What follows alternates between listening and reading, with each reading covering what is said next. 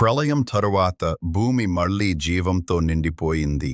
నోవహు సంతానము విస్తరించి కొత్త తరాలు ఏర్పడ్డాయి. దేవుడు నోవహు కుమారులను ఆశీర్వదించాడు. యాఫేతు, హాము, షేము. వారి సంతానము వివిధ దేశాలలో స్థిరపడి భాషలు మరియు సంస్కృతులు మారాయి. యాఫేతు సంతానము సముద్ర తీర ప్రాంతాల్లో నివసించారు. వారు తూర్పు మరియు ఉత్తర దేశాలను నింపారు. హాము సంతానము మిసంతానము మిస్రయీము, కనా మరియు బబేలు ప్రాంతాల్లో నివసించారు.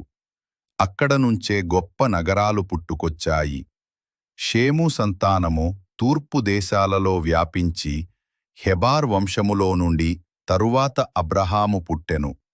అందువల్ల నోవహు యొక్క ముగ్గురు కుమారుల ద్వారా భూమి జనులతో, భాషలతో, జాతులతో నిండిపోయింది.